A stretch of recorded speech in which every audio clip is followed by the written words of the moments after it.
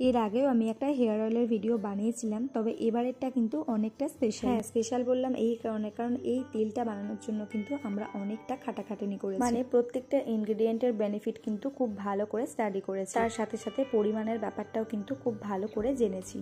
তো প্রথমেই এখানে আমি প্রায় অনেকটা পরিমাণে জবা ফুল নিয়েছি, মানে প্রায় 10-12টার মতো। আর এখানে যেহেতু প্রত্যেকটা ফুল ফোটা পায়নি, তাই এখানে একটু বড় সাইজের কুঁড়ি নিয়েছি, মানে এই ফুলগুলো কালকেই ফুটে যেত। তো এতেও কিন্তু সেম বেনিফিটটা থাকে। তারপর এখানে প্রত্যেকটা ফুলের এই বৃন্তগুলো আমি ছাড়িয়ে নিয়েছি। এগুলো কিন্তু অনেক সময় অনেকে দিয়ে দেয়, তবে এটা যেহেতু একটু খসখসে আর হেয়ার অয়েলটাও যেহেতু একটু স্কিনের ব্যাপার, তাই আমি এখানে কোনো রকমের রিস্ক নিইনি। আর যেহেতু এটা একেবারে আমরা নিজেরাই ইউজ করব। আর এখানে সব থেকে বড় ইনগ্রেডিয়েন্ট হচ্ছে এই 2 রকমের তেল। এখানে প্রথমেই আমি নিয়েছি কোকোনাট অয়েল, আর এই কোকোনাট অয়েলটা কিন্তু একেবারে 100% পিওর।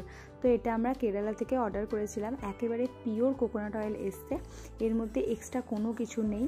আর এখানে তারপরে হচ্ছে একটা ক্যাস্টর অয়েল নিয়েছি। আর এখানে কিন্তু বাজারে অনেক রকমের ক্যাস্টর অয়েল থাকে, তবে আমরা চেষ্টা করেছি একেবারে বেস্ট নেওয়ার।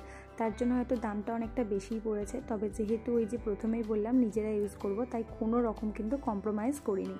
আর এই ক্যাস্টর অয়েল কিন্তু শুধুমাত্র চুলের জন্য না, আমাদের স্কিনের জন্য ভীষণ উপকারী। আর তার জন্য এখানে একটা ড্রপও দিয়েছে আর একটা আইব্রো ব্রাশও দিয়েছে, মানে আমরা এটা স্কিনের মধ্যেও লাগাতে পারি। আইব্রো হেয়ারের গ্রোথ কম, তারা কিন্তু আইব্রোতেও এটা অ্যাপ্লাই করতে পারেন। এই ক্যাস্টর অয়েলটা কিন্তু 100% natural, unrefined, no mineral oil, cold pressed আর গ্লুটেন ফ্রি। তাই নয়, additive free, no added fragrance, dermatologist tested. আর এখানে সব থেকে মেন জিনিসটা হচ্ছে কোল্ড প্রেসড।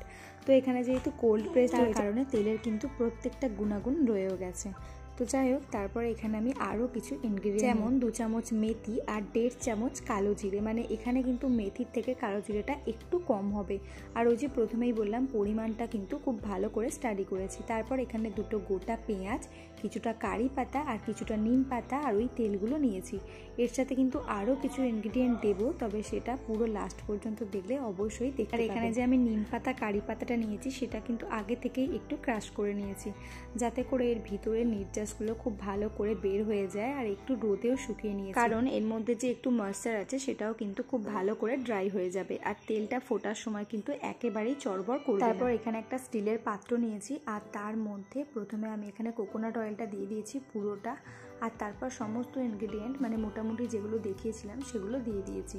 আর এখানে পেঁয়াজটা একটু ছোট ছোট করে কেটে নিয়েছি, যাতে করে পেঁয়াজের এই নির্যাসটাও খুব ভালো করে তেলের মধ্যে মিশে যেতে পারে। আর এই সুন্দর হেয়ার অয়েলের রেসিপিটা তোমরা যদি দেখতে চাও, তাহলে কিন্তু আমার চ্যানেলে পুরো ডিটেলসে স্টেপ বাই স্টেপ খুব ভালো করে দেওয়া আছে, মানে কোন উপকরণের পর কোনটা দিতে হবে বা কতক্ষণই ফোটাতে হবে সেটা কিন্তু খুব ভালো করে দেওয়া আছে। আর এরকম সুন্দর সুন্দর রেসিপির জন্য চ্যানেলটি সাবস্ক্রাইব